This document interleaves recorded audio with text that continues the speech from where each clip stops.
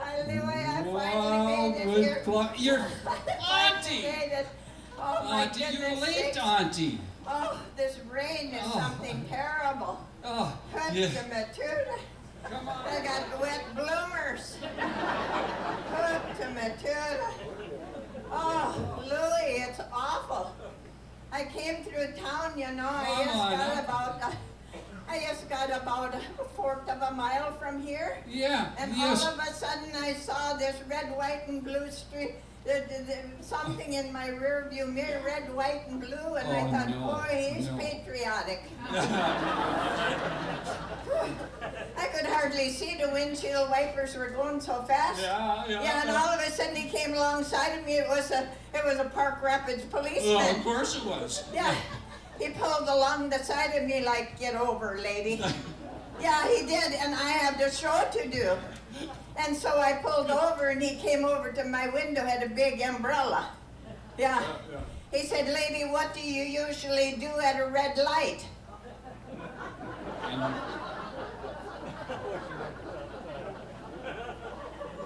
I said, well, I suppose I shouldn't have said it, but I said, well, I just finished my text message. He said, boy, with an answer like that, I better see your driver's license, he said. I said, you know, that's just like you Park Rapids policemen. One of you took it away from me a week ago. Now you want to see it. You get in so much trouble. He said, yeah, but you were going 60 miles an hour in this rain. It was a 35-mile-an-hour zone, he said. 65 miles. I said, I got a show to do with Louie, and I got to get where I'm going before I forget where I'm going. At my age, you know, I can do that, Louie. Yeah, he started to go like this around his head. I thought it was the rain, but I said, Matilda. I said, what's wrong with you? Well, he said, we got circle flies here. Oh, I remember circle flies. Yeah, he said, we got all this rain, we got circle flies, and one of them has got under my umbrella, and he's after me. And I said, yeah, I know all about the circle flies, because we had them on the farm in Snooze Hollow when you were little. Yes. Yeah. I said, I know all about circle flies. I said, you know, they always hung around a horse's hiney, I said. Oh, you shouldn't have said that. He said, lady, are you calling me a horse's hiney? I said, no, sir, I'm not, but you can't fool that circle Auntie. Say, listen, I know you want to freshen up, so we'll see you later. I'm going to freshen up, but you know what? I'm going to freshen up in a little bit. I got oofta, you know, I was such a hotel, but I want to tell these people something. I can identify with Buddy Holly. How's that? Because I was born in 1936, too. That's right. Yeah. I was, and that was my error, all that good music and all that dancing and that at that time. And you see, I'm going to tell some tall tales from Snooze Hollow that will tell you all about that. I'm also going to have some memories of my class reunion that I'm going to share with these people. That'll be the day, won't it, huh? And I have with me, I wanted to show you this, I have outhouse memories. How many used an outhouse? Oh yeah, they're my audience, okay, sure. Now, if you feel a laugh coming on this afternoon, ladies and gentlemen, be sure and let it out. Because if you don't, it will find its own way out later on in the show when you least expect it. You too. I've heard them here in the front row. Yeah, I have. All right. I dropped my outhouse. Yeah. Look at that. There's my memories. All right, take it away, Louie. Thank you, everybody. See you soon. We'll see you later. Look forward to those stories. Auntie, are you there? I am, and I would sure like to sing with you or something. Well, I was thinking of you because I just happened to think Hank Williams, we used to sing. Yeah, we did when you were a little boy. Yeah, you were. I harmonized with you. Are you ready? I'm ready. I'd like to sing with you. Why don't you love me like you used to do? How come you treat me like a worn-out shoe? My hair's still curly and my eyes are still blue. So why don't you love me like you used to do? I ain't had no loving, a hugging and a kissing in a long, long while. We don't get nearer, further, closer than a country mile. Oh, why don't you love me like you used to do? How come you treat me like a worn-out shoe? My hair's still curly and my eyes are still blue. Why don't you love me like you used to do? Oh, Say, let's take a minute, and I'd like to talk with you a little bit. would you? Oh, sure. We'll sit down here a little bit. Oh, yeah, sure. You betcha my pants are dry now. I can sit here with the bright light on me. Yeah, well, I got a couple things I wanted to ask you about. I jotted them down. Yeah? You know, it's been so long since we've talked. Where do you live now? I've lost contact. Oh, I still live in Snooze Hollow. Oh, you Up do? there, yep, in Hagen Township. Yeah. And you came from the flats country, you know. Yep. I came from the river bottom down there, you know, where we used to swim in the old mill dam. And do you remember my brother taught me how to swim? Oh, I remember your brother. Yeah, I sure do. Yeah, he taught me how to swim. It was really easy to learn how to swim, ladies and gentlemen, but boy, it was tough to get out of the potato sack. That water was deep there. And it was deep, yeah. I know more about that, yeah. I gotta help you. Here. Yeah, go ahead So, then. so aside from that, what are some of the lessons we learned? You learned some lessons, Louie. I'm going to tell them about the lessons you learned. Are you going to You learned that a bumblebee is much faster than a John Deere tractor. Oh, yeah. I remember that He one. got yeah. him right on the end of an ear No one time. time. Yeah. And also that skinny dipping with snapping turtles. Oh, that was serious. That got, yeah. He got 8 stitches. Yeah. You don't want me to tell them about that, I suppose. We'll move on. 8 stitches, yeah. And also, you know, letting the cat out of the bag was a lot easier than putting her back in. You sure got scratched up on that one. That was terrible. Yeah, well, I was just a kid, though. Yeah, I know. I'm going to tell them all kinds of things about you. Well, we grew up eating lutefisk, didn't we? Yeah, we did. We tried. Oh my goodness, you know, I taught him the difference between lutefisk and snot.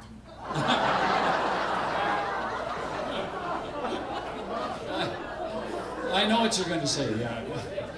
Yeah, well, he didn't know the difference, you see, that kids will eat snot, won't they? Yeah. I should really tell you about lutefisk. You know, I went to the store and asked if I could buy some lutefisk Oh, yeah, not too long ago. Yeah, yeah. That lady said, "You must be Norwegian," she said. Right. I got mad. I said, "Now this is not even funny. I come in and ask for lutefisk, and you say, 'You must be a Norwegian.'"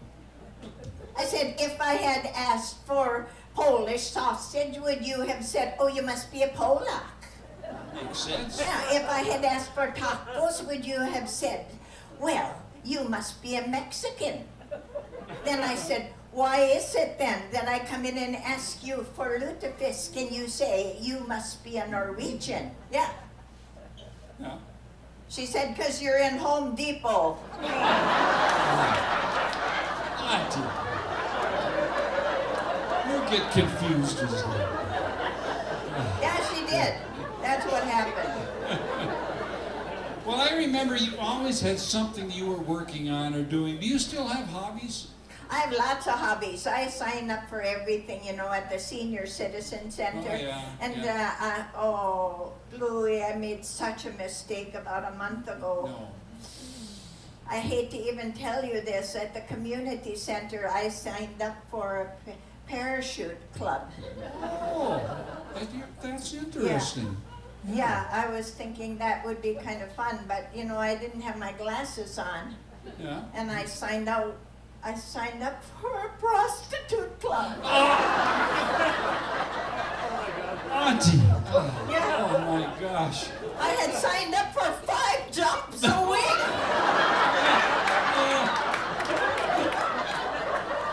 Oh, Auntie.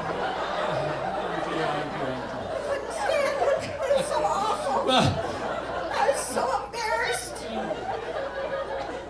Well, if you're doing all of that, you must be tech savvy, I bet. I am text savvy. Yeah. Yeah, you know, I just finished my text message there when that cop pulled me over. But you know, Louis, I had a really good time with Knut, my husband, because we, you know, I'm the romantic type. And I text him, you see. And I wrote to him, I even brought a copy of it so I could show it to you. Yeah. It says, if you're sleeping, send me your dreams. If you're laughing, send me your smile. Oh. If you're eating, send me a bite. If you're drinking, send me a sip. Oh, If you're that's crying, send me your tears. Oh, nice. I love you, Knut, I wrote. And I hit send.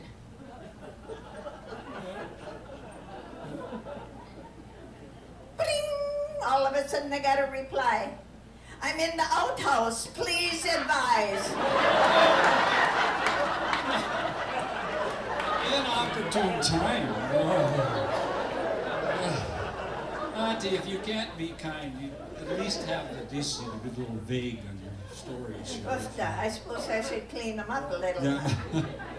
Have you always worn those glasses? Well, no, I wasn't born with glasses on. No. No. But you know, I remember you when you got your first glasses. Yeah. He was in 4th grade.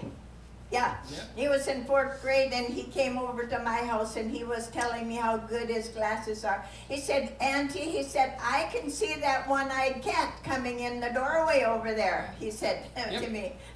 I said, Louis, take another look at the doorway. The cat is going out.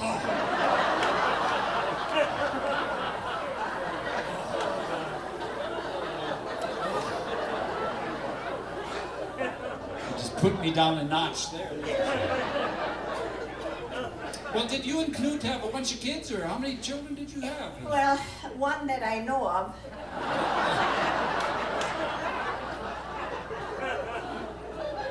I think I had another one, but I don't really know if he was mine or not. Auntie. Oh, you must be tired of the drink. Can I make you a drink? Are you thirsty? You know, I'd like that, but I What's your don't think favorite? you'd like my favorite drink. It's milk of magnesia and 7-Up. It's called a Hurry Up! Oh.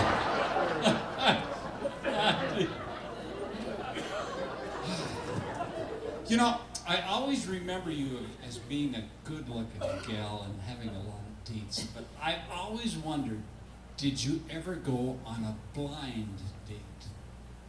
Well, I got awful close once, Louis. Oh, I was at the senior center, yeah, and I said to everybody, I said, if anybody can guess what's in my hand, you can have a hot date with me this week.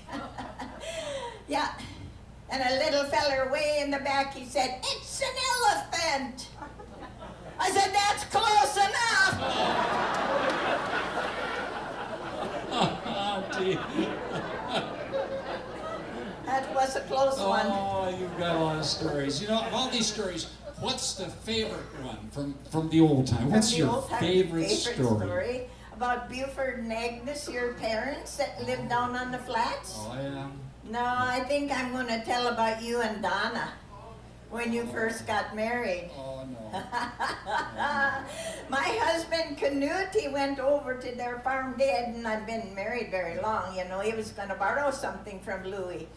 And he heard music coming from the machine shed when he got out of the pickup. Yep. And he Practice went it. over to the machine shed, you know, and he looked in the little knot hole, and there was Louis. He was dancing to the John Deere tractor. Yeah, he was doing the bumps and grinds to that tractor, like this, and oh, he shook a little there and there. Then he went over and kissed it on the hood. And my husband, Knut, he couldn't figure out, he thought he had lost his mind, you know. He was playing his guitar and singing, and he finally, when he started taking his suspender down, Knut said, I thought I better open the door and see what's going on. So he did. And he said, Louis, what are you doing? And Louis, oh, he jumped, you know, and he was shy. Oh, he said, well, I'm sorry, he said, but you know, I didn't want to tell you this, but Donna and I are having a little trouble in the bedroom. So I went to see AuntiKreamsaugen, the marriage counselor. And you know, she said I should do something sexy to attract her.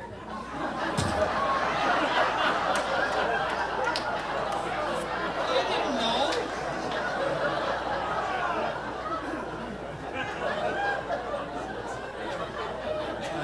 Thanks a lot, Auntie, for telling everyone that. Oh, gosh. You know, we really were musical. Yeah? Do you still sing music and play? And I do. do you have a theme song or something? I like do. that? I have a theme song. Would you like to hear Well, it? let's hear the theme song. Oh, it is, if my nose was running money, I'd blow it all on you. Okay. Yeah.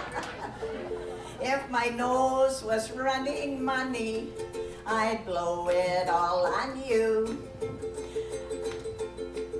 Then I forgot the words. Well, at your age, I can understand that. I know it, it's terrible. Yeah. If my nose was running money, you'd have everything you please. Anytime you wanted cash, all I'd have to do is sneeze. Achoo! You'd win the lottery when I'd have a cold or flu. And if my nose was running money, I'd blow it all on you. Sing with me. It's a booger of a problem I've got. Yeah, yeah, yeah. My nose ain't running money. No, it's not. If I were your neighbor, here's just what I'd do. If my nose was running money, I'd blow it all on you. And then Leo, Leo, Leo, Leo, Leo.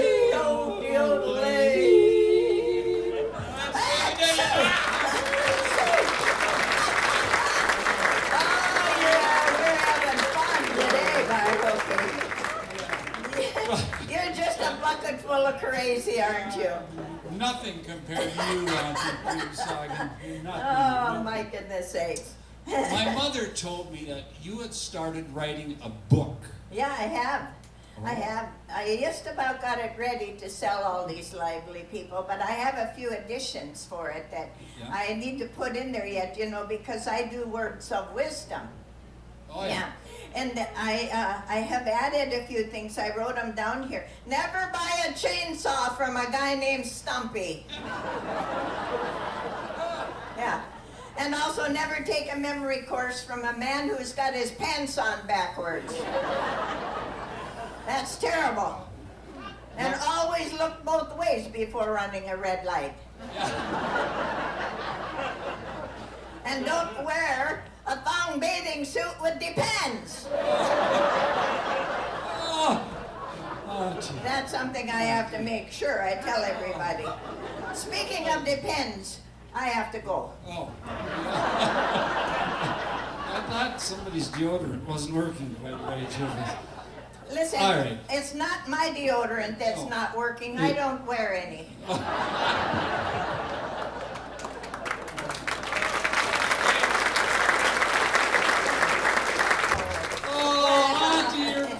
I came back, yeah. Yeah. Well, that's great. You told all the history about Buddy Holly and all those. I wanted to tell them a little history about Snooze Hollow. It's funny you should come out because I just heard the bus and Buddy's up next on the show. Oh. So I'm going to go out and help him unload and set up his amplifier. But you know, before you go, will you promise you'll have pie with me after the show? Sure. I made a pie for you. Why, thank you. You know how I make the curly edges around here? No. I take my teeth out and I go like this.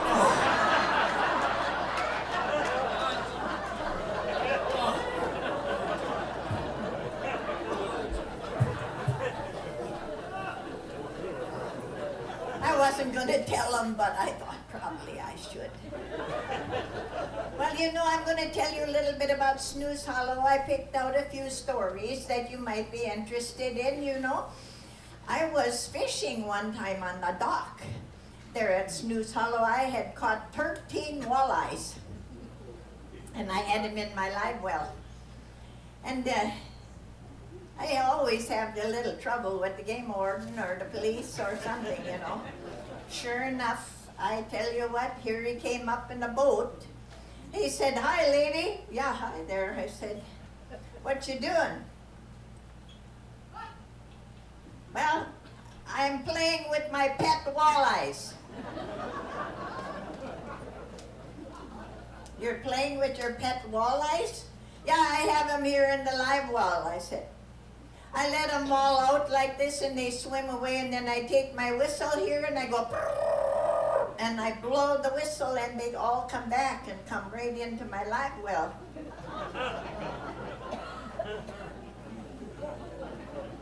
He said, "I gotta see this." So he got out of his boat and came over and he stood there and he said, "All right, lady, let your walleyes out." So I opened the trap and they all swam out. He said, "Okay, lady, blow your whistle." I said, "What whistle?" "Well," he said, "the whistle you're going to call all your walleyes back in." I said, "What walleyes?"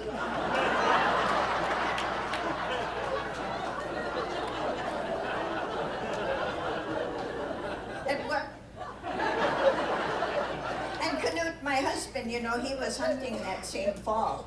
He and Ole were hunting, and they had shot a deer. And they were pulling that deer out of the slough by the tail. When the game warden came up, he said, "Hey, fellers, you're looking a little suspicious. I'd like to see your hunting licenses." So they got their license out. Well, everything was in order. And so he said to him, "You know, everything is in order, but you know, you're pulling that deer out of the slough by the tail. It would be a lot easier for you," the game warden said, "if you'd pull them out by the horns." "Oh, okay." Sven and Ole and Canute, they each took a hold of one of the horns, you know, and they started pulling and they worked and they huffed and they, about 10 minutes. Finally, Canute said, "I just dropped the horn." And I said, "Ole, this is working a lot better. But you know, we're getting farther away from the pickup."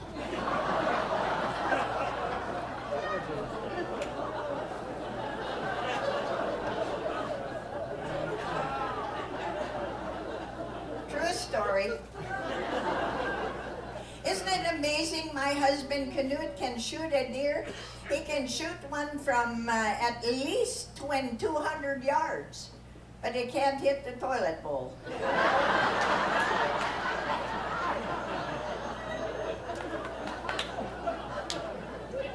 Do you girls have that trouble too? Well, you know what? Here's the deal. I am also an inventor. If you've seen me before, I've shown lots of my inventions, and I'll give you girls a little hint. All you need is a little fishing string and a fly on the end, and you hang that in the toilet. And there isn't a man alive who won't like to strike that fly. And it will keep your toilet nice and clean all the way around. Good idea, huh, girls? Little fishing, yeah, good there. It really works. Yeah, and also, you know, Canute went to the doctor not too long ago because he thought he had water on the knee. And the doctor said, "No, Canute, you don't have water on the knee. You're not aiming straight."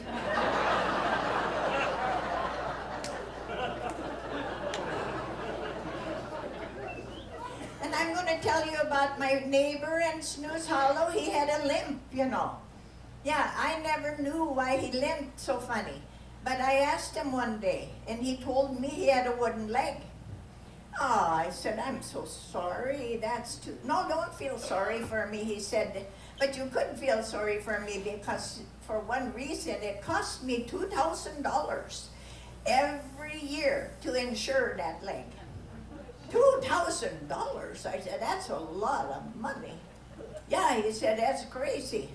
You know, I said, I have a friend, Torval, and he has an insurance company. You mind if I call and see what I can do for it? "No, that's fine." So I called him. "Torval," I said, "I have a feller here.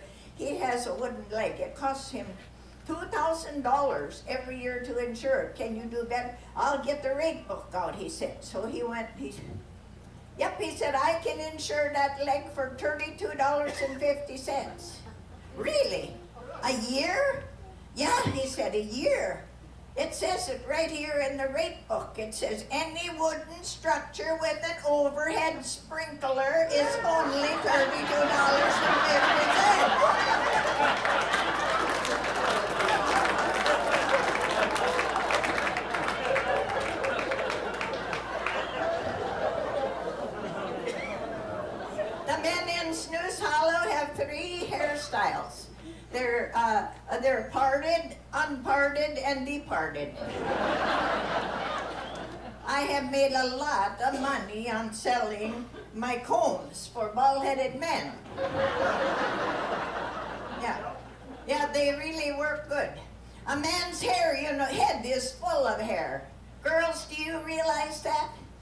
That it's full of hair, because when it quits growing up here, it pushes out his eyebrows and his ears and out of his nose. Doesn't it? He just keeps pushing out. My husband Knut, he has such big eyebrows, he can use them for curb feelers. I gotta keep him combed all the time.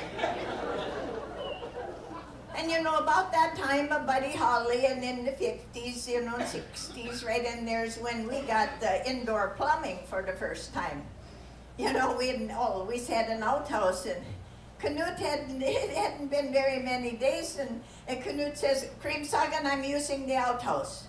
I'm not going in there anymore. Every time I go in there, it nips me in the hiney, he said. So the next time he had to go, I went and sneaked a little peek in the door. I opened the door, I said, no wonder it pinches you in the hiney. You're sitting on the mop bucket.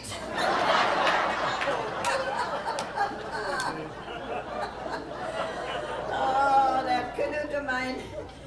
We had an outhouse and he kept wanting to use it all the time, and we hadn't gotten the indoor plumbing yet at that time, and I had to go. So I went over to the outhouse, I knocked on the door. Knut, I need to get in there. He said, I'm not done yet. So I said, well, I'm gonna wait out here for you for a while. So I did. Aren't you done pretty soon, Knut? He said, no, I'm not done yet. I went to the house, peeled potatoes, I came back and I went and I knocked on the door. Knut, I said, I need to get in there now, I'm desperate. I'm not done yet, he said. I went over to the door, and that little half moon on the door, I peeked in there. And there he was, sitting on the hole, and every once in a while he'd take his hand and he'd go, on his head. I said, Knut, I'm peeking in the little half moon at you. I can see you. Why are you sitting there pounding the top of your head like that? And he looked up at me and he said, well, it works on the ketchup bottle, he said.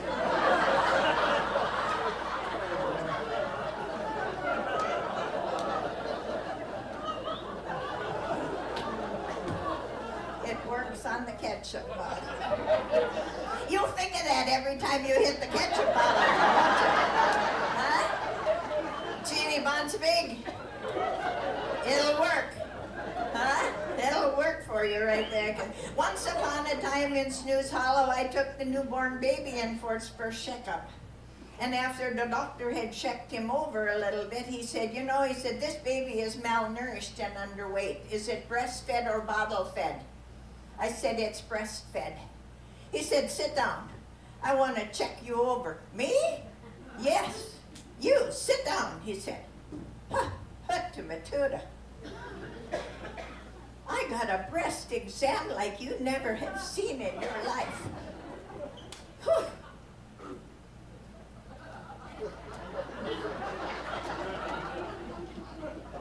And when he was all through, he said, Well, here's the problem, lady. He said, you don't have any milk. I said, I know it, I'm his grandma.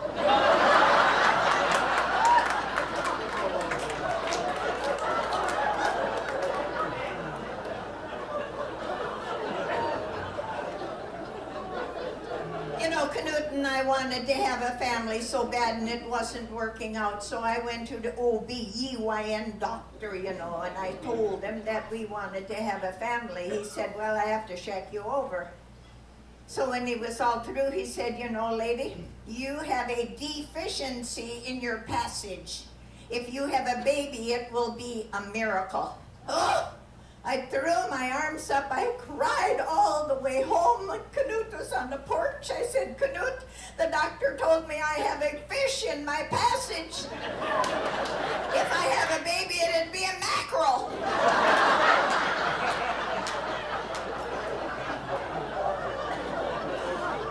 Knut said, that's crazy.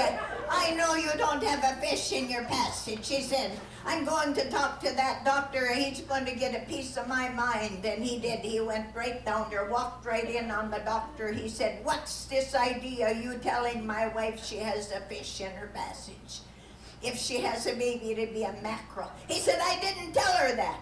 I am so sick and tired of these women misunderstanding. The doctor, he really blew his cork right out. Oof, he was mad.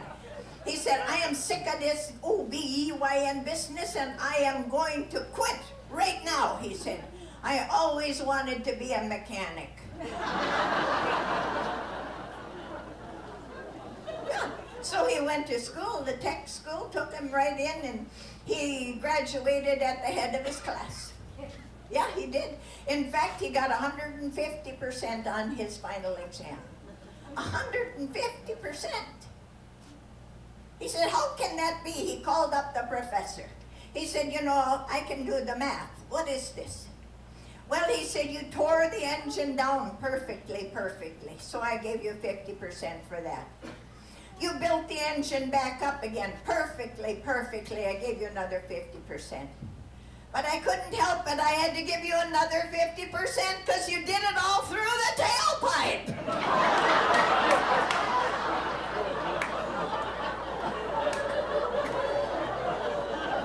That was pretty good. You know, we have to take a little 15-minute intermission and have you ladies and gentlemen take a little breather and stretch your legs a little bit. And Louis, come on out here. Tell them about your CDs. Yeah. There you are. Yeah, he's got some CDs. Yeah, I've got a CD of a bunch of Buddy Holly hits. Only a few. We had like 23. But all of them you'll hear him play today. Yeah. Plus more. You can play them in your car radio. But I have DVDs. These are videos. Fancy. And it's an hour and a half stories that I have. I did a live show and I had it professionally taped, and they're out Wait a there. minute. You did a live show. I did a live show. As opposed to... A dead show. All right, go ahead. Okay. Anyway, we are giving them on a sale today for $10. Usually we charge $15, but this is a Buddy Holly special. His wife Donna, my husband Knut, will be outside, and you can stop and ask him all kinds of questions about that. And we will see you in about 15 minutes. And be sure and stay tuned for more fun and stories and Buddy Holly. Thank you for coming.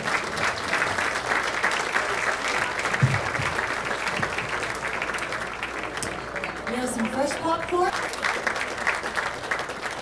Hello, everybody. Are you ready to sing along with us a little bit? You know the song Side by Side? Oh, we ain't got a barrel of money. You know it? All right, let's sing it. Here we go. Oh, we ain't got a barrel of money.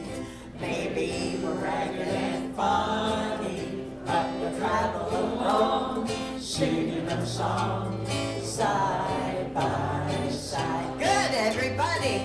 Don't know what's coming tomorrow. Maybe it's trouble and sorrow, but we'll travel the road, sharing our load side by side. All through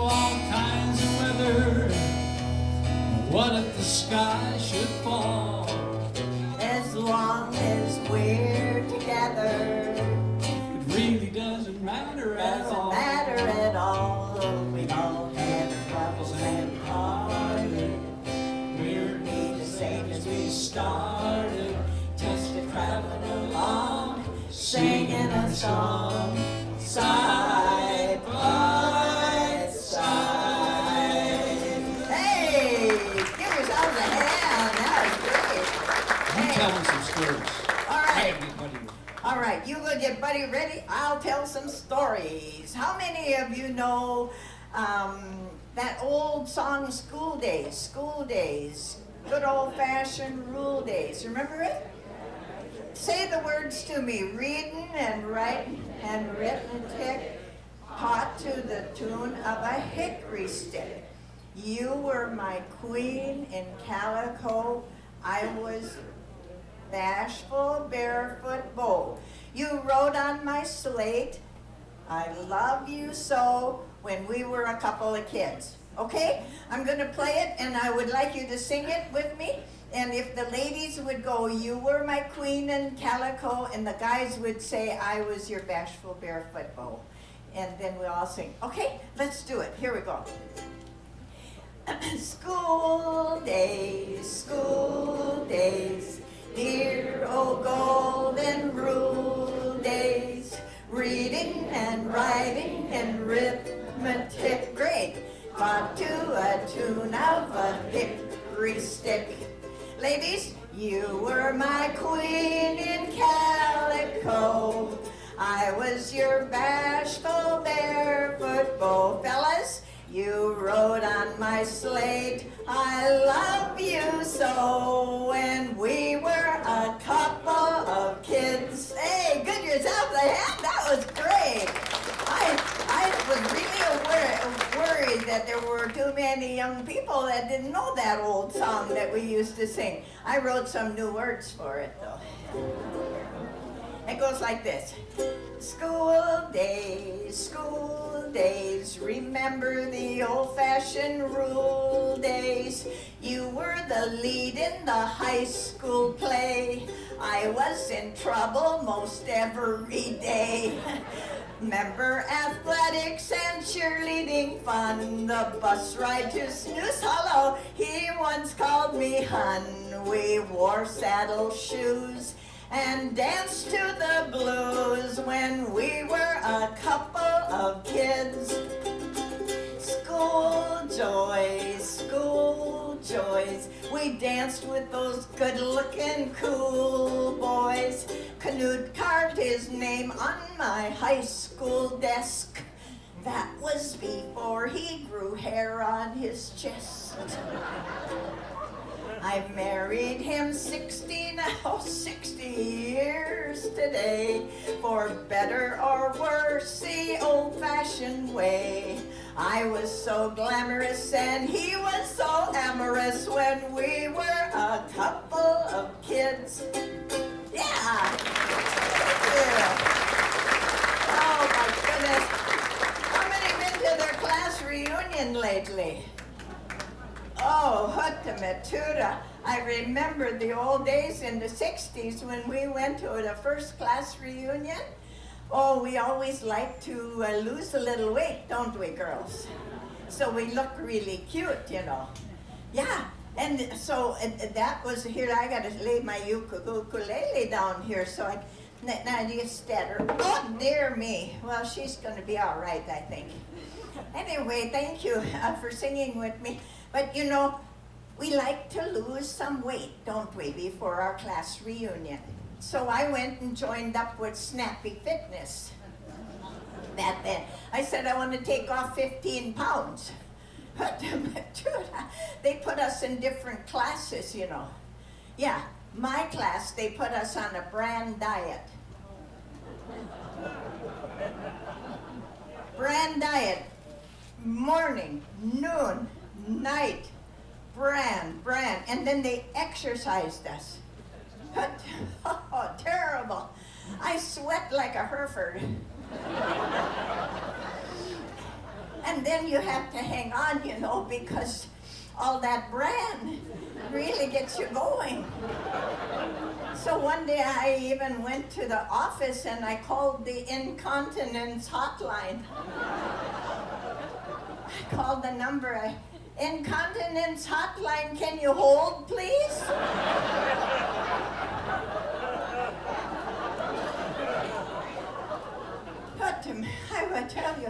one day after a good workout, I was walking out, and I went by the sauna, and there were two girls in the sauna, young ones, with the tight-fitting skin.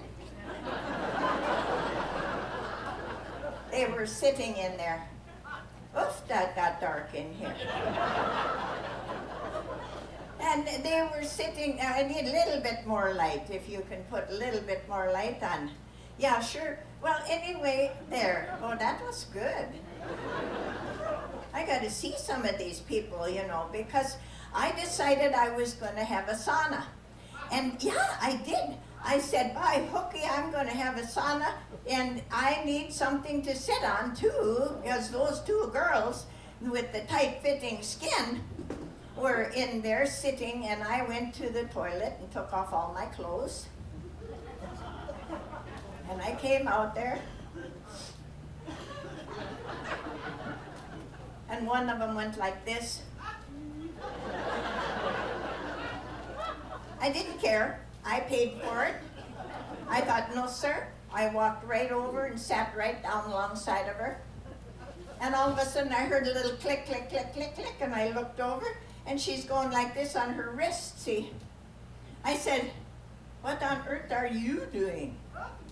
She said, I suppose you've never heard of this. She said, I have a microchip in my wrist, and I can text anytime I want, she said. You sure aren't very much in the know, she said. Smarty.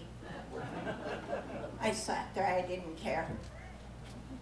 Pretty soon I heard a little ring, ring, ring, and I looked over, and here the girl on the other side, she's talking to her armpit. Like this.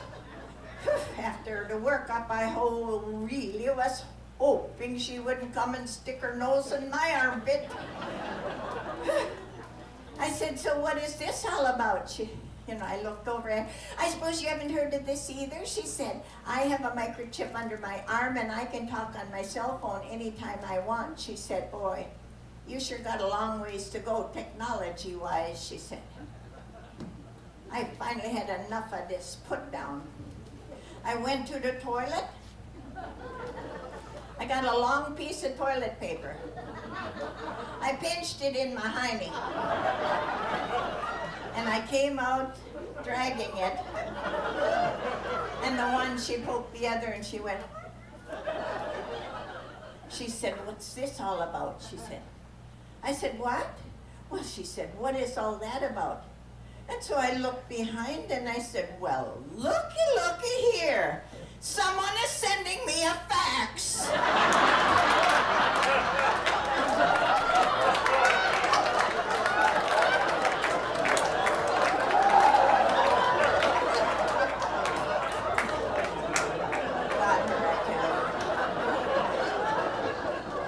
Well, finally it came the day of the reunion, And they had a parade. We marched in the parade, yeah. My friend Helga and I, we decided we would march with the rest of the class, see? It was hot, hoofda. It was sticky, and it was awful. We got to the end, and she said, Kreamsaugen, let's sneak into the high school and take a shower, she said.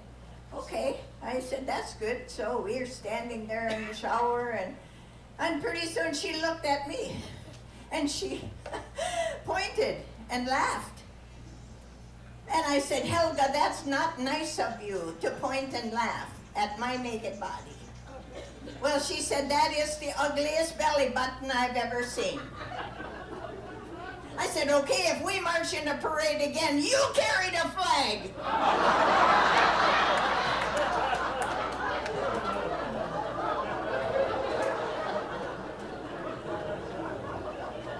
You'll think of that every time you see a parade now. That thing looks like a belly button, doesn't it? Yeah. Well, we were getting our clothes on, and you know what happened? I slipped on the wet floor and fell on and broke the two front teeth out of my false teeth. Yeah. And now I have to go to the banquet tomorrow and see all my old friends with tooth. She said, let's go downtown, let's see if we can find a dentist. Okay. Let's do that. So we did. And there was dentist up on a big sign, and we went in. I asked if they could fix it. Yeah, they could. You sit down. So we did. And the dentist was down the hall, you know, and Helga says, do you think we know him? I don't know. I don't think so. Bald-headed, you know, a little bit of gray around here, lots of wrinkles and a big wobble gobble here. A little pot belly like this, you know, and he's walking from room to room. I said, we don't know him. He's too old. Way too old. So then they called my name, and I went back and I sat down in the chair, and I said, you know, you look a little familiar. I said, are you from Snooze Hollow? And he said, yeah, I am. Oh, really? I said, did you go to school here in Snooze Hollow? And he said, yeah, I did. Really? What year did you graduate? He said, 1956. Really? I said, you were in my class. And that bald-headed little bit of gray with lots of wrinkles and the wobble-gobble and the pot belly, he looked right at me. He said, what did you teach?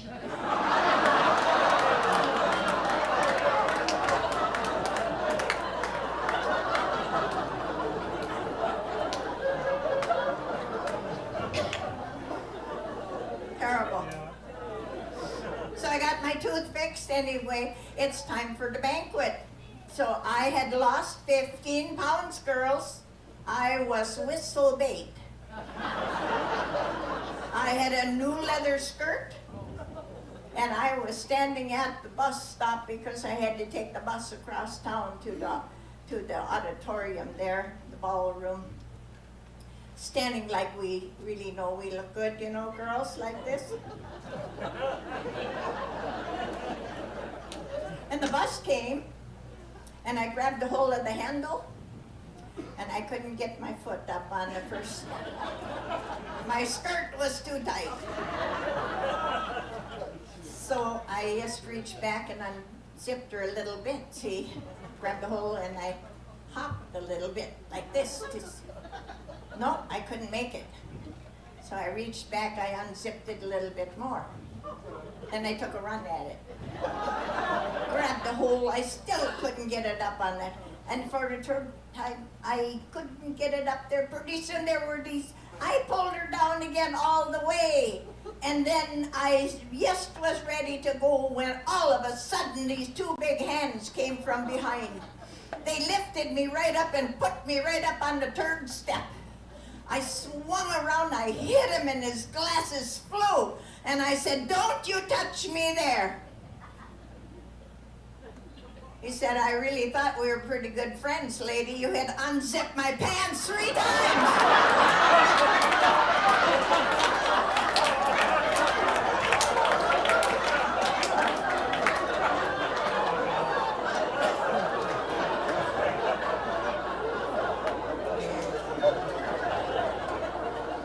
Well, we got to the surf ballroom. Oh, I got a table. Sitting with lots of my classmates. Oh, I wasn't at all happy with the ones I got to sit with, you know. The one lady, she was the shy girl in class. And I said, well, what are you doing these days? She said, well, I've been married 4 times, she said. 4 times?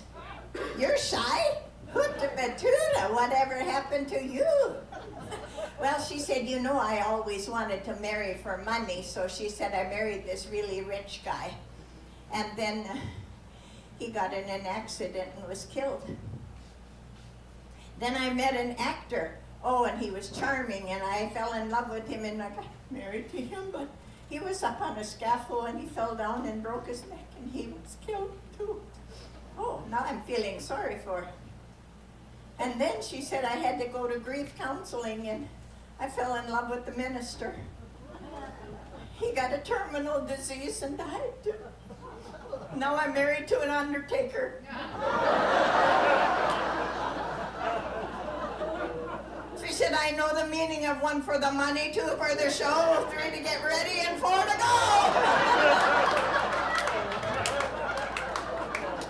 Oh, I had enough talking to her. Then I looked over on the other side, and there was there was a fellow, he's sitting having a drink, you know. He ordered a drink and he drank it down, and then he looked down, he had bib overalls on for a class reunion, fellas. And then he'd order another one, he'd drink that down, he looked down here. I said, after the third time, I said, you know, you've had 3 shots of whiskey and you keep looking down your bib overhaul, what's that all about? Well, he said, I got a picture of my ex-wife down here, and when she starts looking good to me, I gotta quit drinking.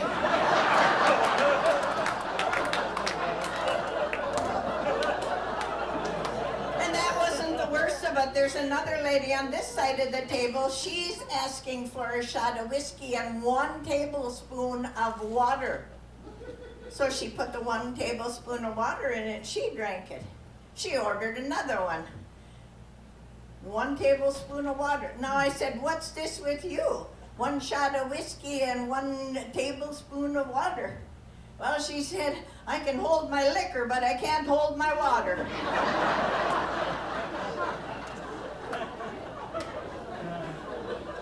I had a terrible time with that whole business, I tell you what. Anyway, we were at the surf ballroom.